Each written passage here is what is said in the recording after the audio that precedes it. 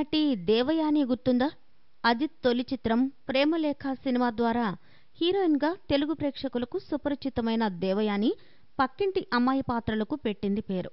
పవన్ కళ్యాణ్ 'సుస్వాగతం' సినిమా ద్వారా తెలుగులో మంచి గుర్తింపు సంపాదించుకున్న ఈ భామ తెలుగు, తమిళ భాషల్లో అనేక సినిమాలు నటించి ఇప్పుడు తల్లి పాత్రలకు కేర్ ఆఫ్ అడ్రస్గా మారింది. ఎన్టీఆర్ 'జనతా గ్యారేజ్' సినిమాలో తల్లిగా నటించిన ఈ 40 ఏళ్ల భామ యంగ్ లుక్తోనే మదర్గా కూడా మంచి డిమాండ్ని సంపాదించుకుంది. అవకాశాలు తగ్గడంతో 2001లో సినిమాల నుండి తప్పుకుని ప్రముఖ దర్శకుడు రాజ్ కుమార్ని ప్రేమించి పెళ్లి చేసుకుంది. దేవయాని మొదటి తమ్ముడు నకుల్ కూడా హీరోగా మరియు గాయకుడిగా రాణిస్తున్నాడు. శంకర్ దర్శకత్వంలో వచ్చిన బాయ్స్ చిత్రంలో నలుగురి హీరోల్లో ఒక హీరోగా నటించి ఆ తర్వాత పలు సినిమాల్లో నటిస్తూ తమిళ్లో మంచి నటుడిగా కొనసాగుతున్నాడు. దేవయాని రెండవ తమ్ముడు మయూర్ సైతం ఇటీవలే హీరోగా లాంచ్ అయ్యాడు.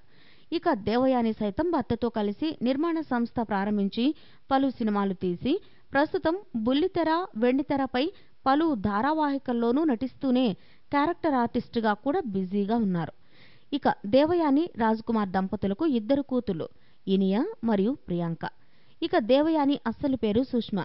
ఈమె ముంబైలో ఒక కొంకణి కుటుంబంలో జన్మించింది. దేవయాని పెద్ద కూతురు ఇనియా 2006లో జన్మించింది. అచ్చం దేవయానిలాగే అందం పోతపోసిన బొమ్మలాగా ఉంది. రెండవ కుమార్తె ప్రియాంక 2008లో జన్మించగా వీరు ప్రస్తుతం తమిళనాడులోనే స్థిరపడ్డారు.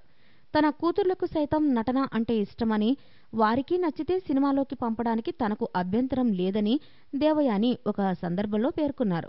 2015కి ముందు వరకు సినిమా నిర్మాణంలో నష్టపోయి డబ్బులు పోగొట్టుకున్న దేవయాని కొంతకాలం పాటు కుటుంబ పోషణకై టీచర్గా కూడా పనిచేసి ఇప్పుడు సినిమాలోకి రీఎంట్రీ ఇచ్చి బిజీగా మారారు. మీరెప్పుడూ చూడని దేవయాని ఫ్యామిలీ ఫొటోస్ మీకోసం.